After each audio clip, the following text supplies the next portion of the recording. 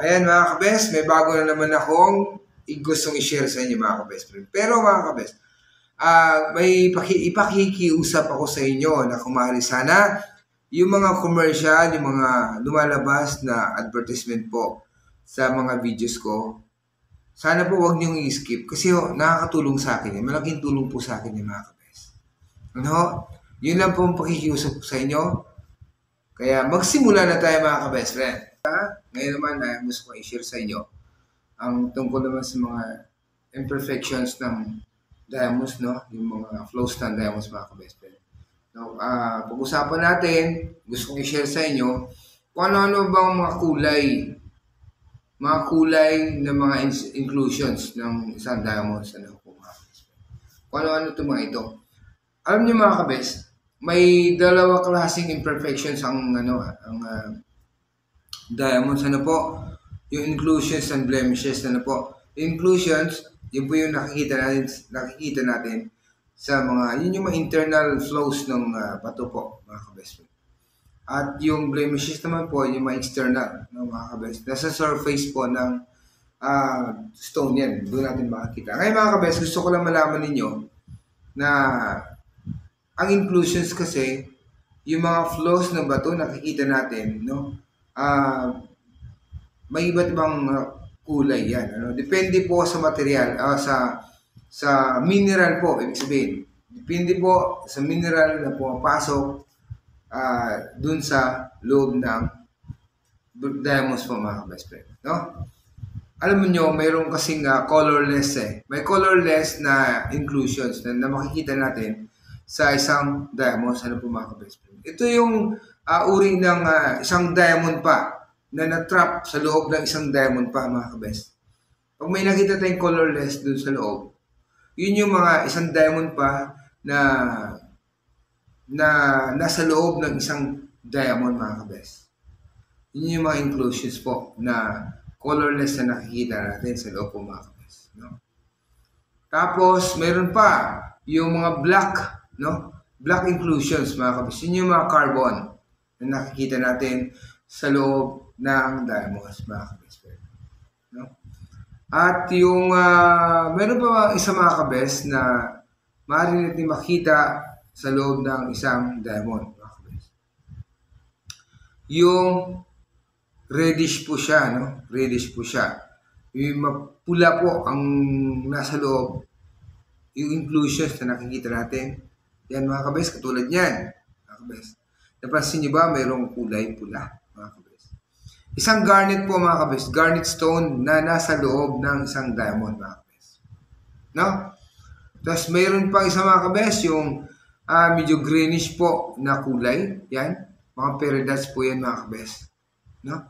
Na again, nasa loob ng isang diamond. No? Nasa trap ng isang diamond mga kabest. Kaya nasa loob sila ng diamond. Ano?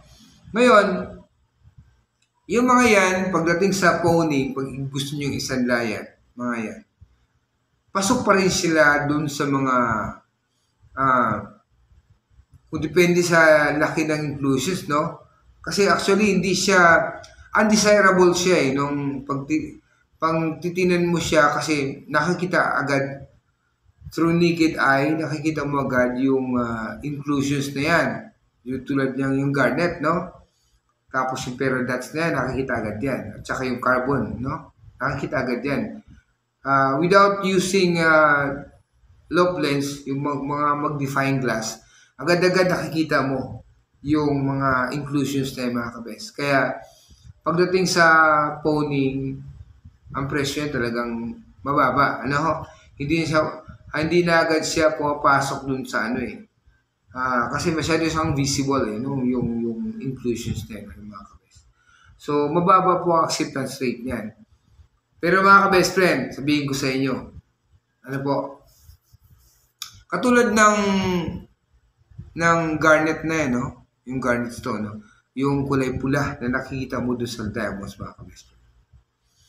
Kahit hindi yan kahit hindi mataas ang tanggap ng sanlaan yan, mga kabest. At syempre, pag ibebenta mo naman yan sa mga buy and sell, papansinin agad nila yan na O ito, kitang-kita inclusions niyan. Ganyan, ganito, ganyan. Kaya mababa rin ang kuha nila mga kabes. Ganito ang sasabihin ko sa inyo. Yung pula nakikita mo dyan,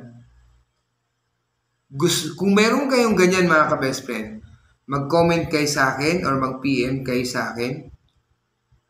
Sasabihin ko sa inyo kung saan nyo bibenta yan. May alam ako mga ka-best na pwedeng pagbibintahan yan o pagbentahan yan.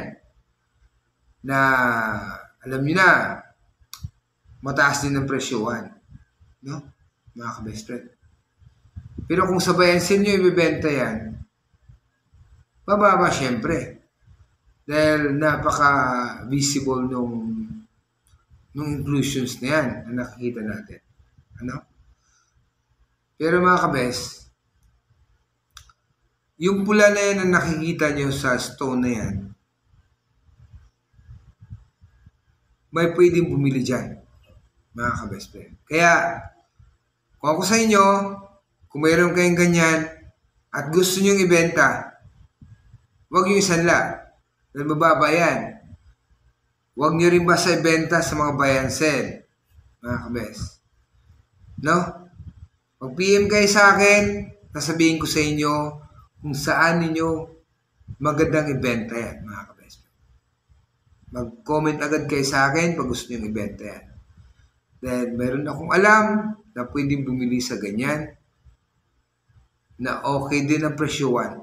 Hindi po kayo mag-rebyado. Basta PM lang kayo sa akin. Ano? Kaya, hanggang doon lang po muna tayo mga ka-best friend. Yan muna ang gusto kong i-share sa inyo. Pero bago ko itapusin ang video kong ito sa mga napadaan sa aking channel, please subscribe, paki-like and share. Makisuyo ko sa inyo na sana huwag niyo pong i-skip ang mga commercials po, mga advertisement na lumalabas sa aking video dahil malaking tulong din po sa akin yan, mga ka-best friend. Kaya hanggang sa muli, nagpapasalamat ako ng marami sa patuloy ninyong pagsubaybay, sa pagsuporta niyo sa akin palagi. At gusto ko lang i-shout out po si Jenny Rapples, Arnold Bingoy, Romeo Silverio, at si Gerardo Dungon, ang kanyang pangalan. Shout out sa inyong lahat. Hanggang sa muli po, mga kabes. Bye-bye.